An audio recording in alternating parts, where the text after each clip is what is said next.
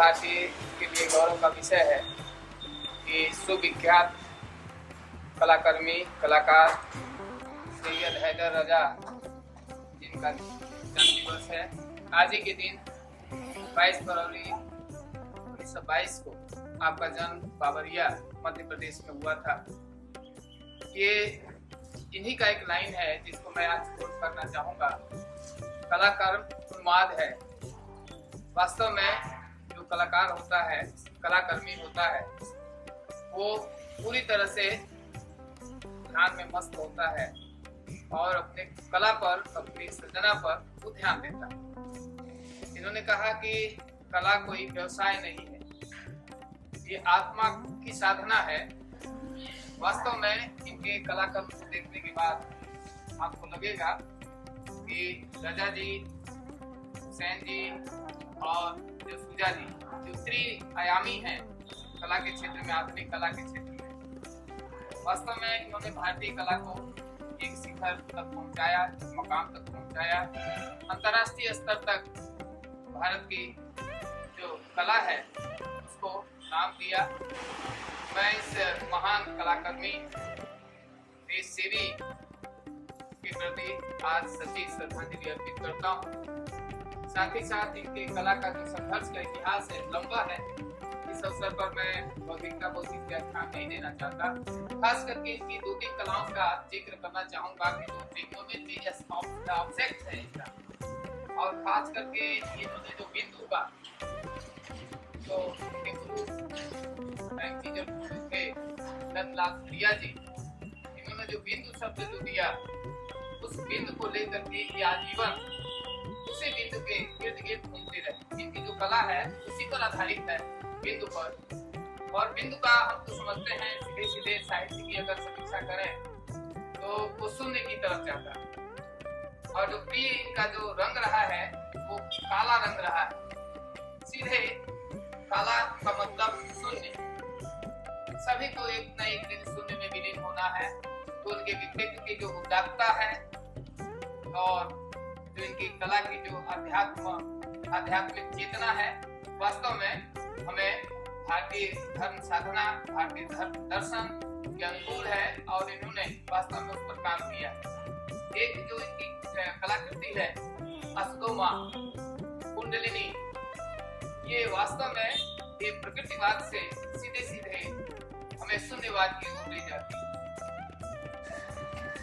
पांडे जी हमारे मुख्य अतिथि है, उनका उद्बोधन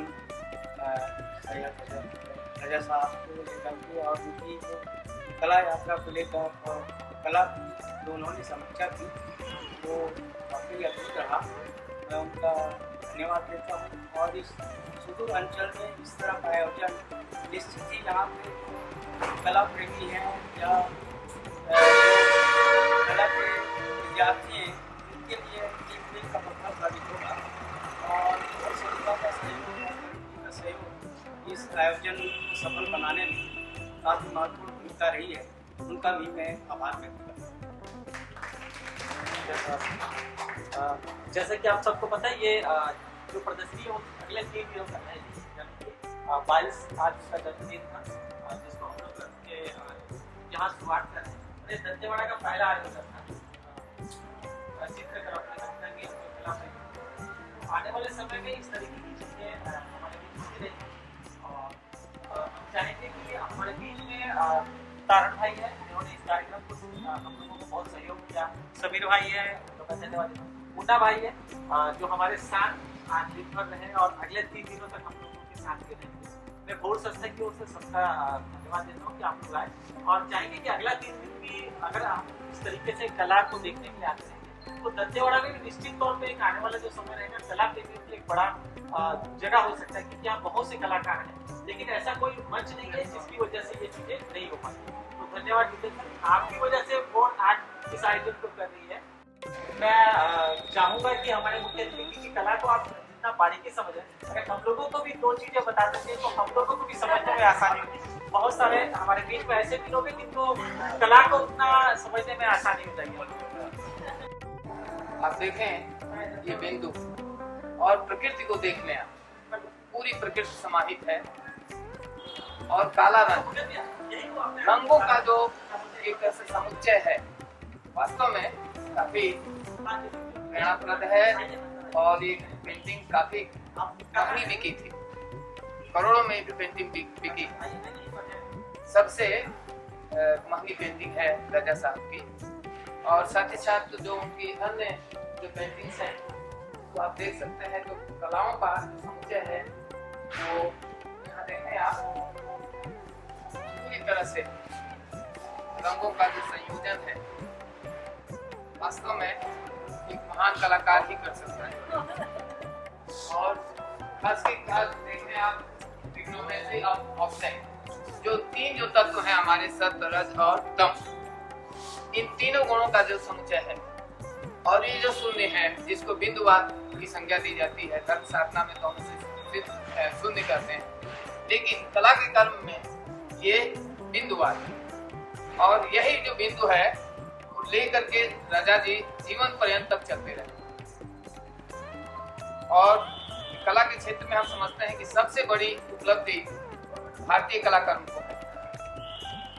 और आने वाली जो पीढ़ी होगी जरूर इस दिशा में काम करेगी, आगे बढ़ाएगी उनके कार्य को। मैं यही चाहूँगा ये जो कार्य है वो निरंतर गति से आगे बढ़ता रहे। ये आप देखें, आप ये कुंडलिनी देख रहे हैं आप, तो वास्तव में कुंडलिनी नाभि के नीचे जो सर्पों की जो कल्पना की गई है, ये पूरा चक्र है ये। और ये जो ऑब्जेक्ट है आप देखें, ट्रिग्नोमेट्री ऑब्जेक्ट, और इसमें पूरा सब कुछ समाहित है रजा साहब की कला का। एक तरह से अनूठा नमूना है ये, उसको हम देख सकते हैं आनंद के साथ, उसको अनुभव कर सकते हैं।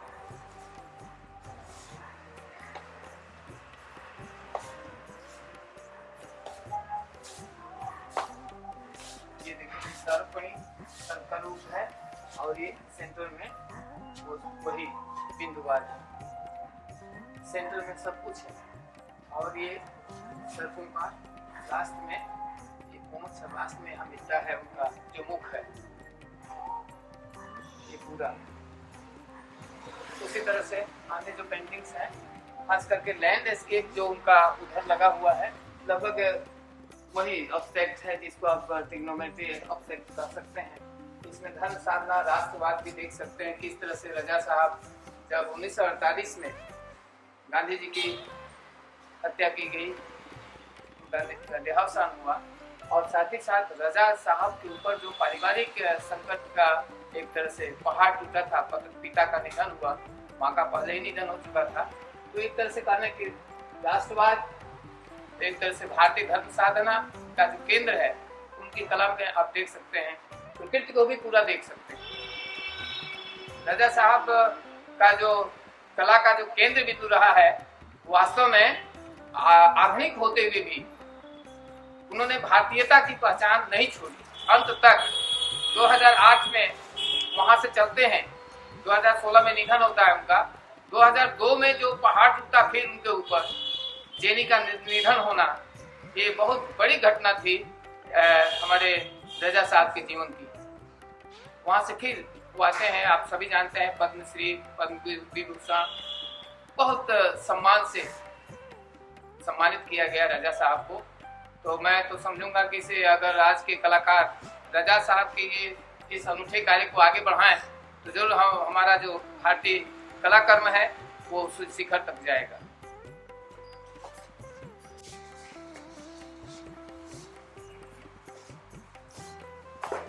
वही चक्र, वही कला और ट्रिग्नोमेट्री ऑब्जेक्ट, बहुत सारी चीजें यहाँ देख सकते हैं। पहले लैंडस्केप पर काम करते थे रजा साहब, जब अजंता वगैरह की यात्रा उन्होंने की, और पहले जो शुरुआती जो पेंटिंग्स का जो रूप रहा है उनका, इस तरह का लैंडस्केप इस तरह का था। और जब धीरे धीरे उसमें परिपक्व होते हैं और आधुनिक कला का प्रभाव उनके ऊपर पड़ता है, किस तरह से जब ब्रेसा ने कहा था, फोटोग्राफर ने, कि आपकी कलाओं में रंग है, भावनाएं हैं, लेकिन रचना नहीं। ये जो वाक्य था, ब्रेसा का एक फोटोग्राफर था फ्रांस का, ये उसको हमारे रजा जी को विचलित कर गया ये वाक्य, और उस पर गंभीरता से उन्होंने चिंतन किया। तब इस दिशा की ओर, अपने गुरु के दिए हुए मंत्र की ओर बढ़ते हैं, सीधे बिंदुवाद की तरफ। बहुत बहुत धन्यवाद आपका। और हम लोग सौभाग्यशाली हैं कि आप हमारे बीच हैं। धन्यवाद सर, आपका एक बार पुनः। Thank you.